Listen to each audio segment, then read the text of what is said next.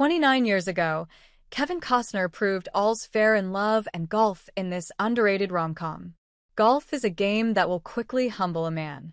The great American author and humorist Mark Twain once famously referred to the sport as a good walk, spoiled.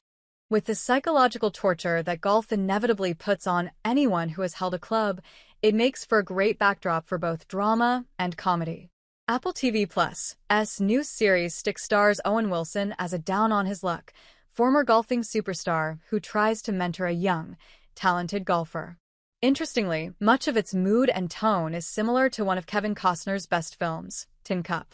In the 1996 Ron Shelton helmed flick about a man driven to the edge by a stick and a tiny, white ball, Costner plays Roy McAvoy, an eccentric, washed-out former star who has had his life ruined by the game. Like in Stick, the only one who is still willing to put up with his superstitions and off-putting personality is his longtime caddy, Romeo Cheech Marin. Costner is well known for his penchant for sports movies, particularly baseball, but Tin Cup is not only one of his finest performances, but it remains one of the very best golfing movies ever made. It is right up there with Caddyshack and Happy Gilmore. Like all of Costner's sports films, there is also an engaging romantic theme interwoven with the drama of the game and comedy hijinks, with an exceptional turn from the dynamic Rene Russo as a sports psychologist.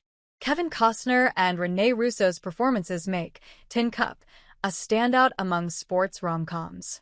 Golf is a game of inches, the most important being the 6 inches between your ears. That's just another way to say that the psychological tools necessary to succeed at it are just as important as the physical ones. Roy McAvoy has always had an overabundance of skill, but he has always struggled with the mental side of golf. Costner, a very good amateur player in real life, knows this and emphasizes the trouble his lovable slacker character has with holding it together long enough on the golf course to be a successful player. Russo plays Dr. Molly Griswold, and Shelton uses her beauty and brains to kill 2 birds with 1 stone. She provides both the psychological anchor for Roy and the love interest. As Molly, her character arc is the most impressive, as she goes from a guarded professional who has buried her own commitment problems and failed relationships, and slowly falls for Roy's irresistible charms. By the end of the movie, she has fallen in with Roy and his motley crew. Her performance adds an extra layer to the film's psychological tension, showing that golf's mind games aren't limited to the course.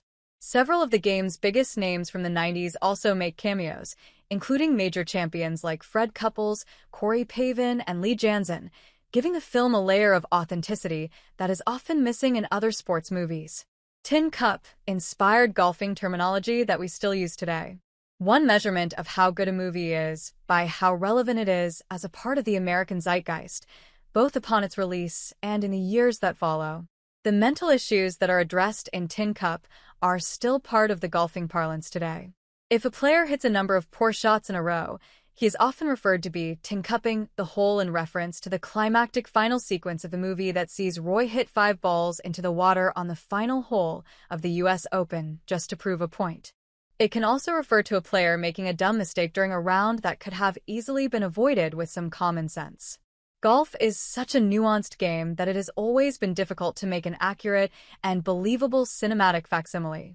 Shelton manages to remain true to the idiosyncrasies of the sport while sprinkling in some fun and interesting characters to spruce up the human side that can sometimes come across as blue-blooded, starchy, and unrelatable. That is what Costner also does so well, whether it is a sports film, a drama, or a western.